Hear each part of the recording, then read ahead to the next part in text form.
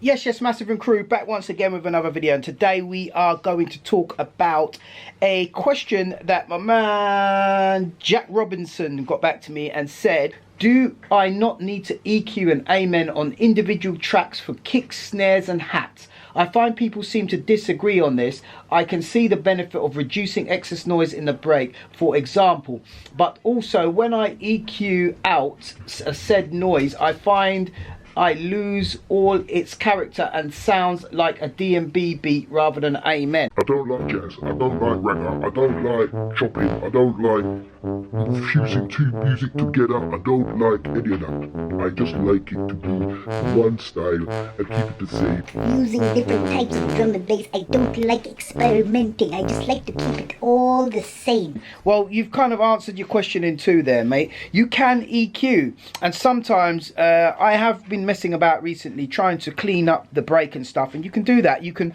put your foot and snare on different tracks, obviously keeping the EQ quite similar, but sometimes it depends on your break. Sometimes you get a really nice clean amen, sometimes you don't, sometimes it does need cleaning, and you put your foot and snare on separate tracks, and then you put your little hi-hat shaky bits on another track, and then you can kind of roll off the bottom end, because sometimes on your break, I know what you're talking about, on the low end you do get quite a lot of rumble, so as your break's playing you've got this going on, and that is a perfect way to get rid of that. So I wouldn't knock it. And sometimes I even do stuff where you can overlay your breaks with kicks and snares, and you can make your break sound a lot crisper and also make your break sound a lot unique. So you got to remember, when you're producing music, it's all about your sound, it's about what you like and what you do, because at the end of the day, once you make that sound banging, people are always going to look up to what you're doing, and they're going to want to check out your style and see what they're doing, and how, and compare, and maybe even use your style as a way of them working as well. So you know, that's how you got to be innovative. You have to experiment. You can't just say, oh, because other people are arguing with it, I don't think it's the right way to do it. There is no right and there is no wrong way. Yeah, you just experiment and do what you feel in here, because it's about, you know, you expressing yourself as an artist, as a producer. And at the end of the day, if you're collaborating with someone, then that's different. But if you are doing it for yourself, you got to listen to yourself, brother, and you got to see what the outcome is and what comes out. So I just want to say big up to everybody. Yes, you can EQ if you want to keep it authentic, and that's the way it sounds, and it sounds authentic to you at the time. Then keep it authentic. There's no real way to work. Do not try it, do not try that. It is very important that you just keep everything simple. I don't like it. So whatever you do not experiment with your music. Okay, yeah, anyway, so guys, I've put together a little demo in this video, work in progress, to show you how I go about EQing a break and transforming it into something slightly different, giving it a bit of punch and ending up with a little rhythm on my hands. I hope you enjoy it. Please consider subscribing. I'm trying to get to 7,000 subs now, and I do upload videos like this weekly, daily, so please smash the like button and share it and subscribe, people. Okay guys, into the demo.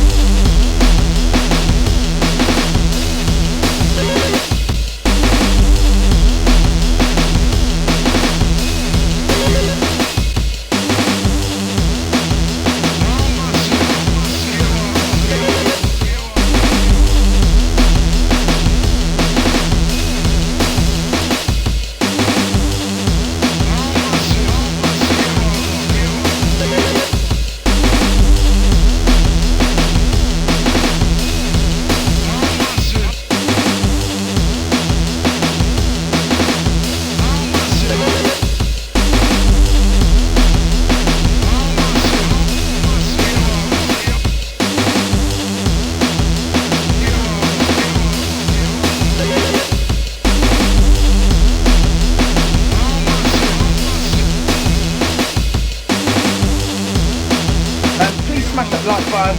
If you have enjoyed today's video, please consider subscribing. I upload regularly. I'm trying to get 7k subs.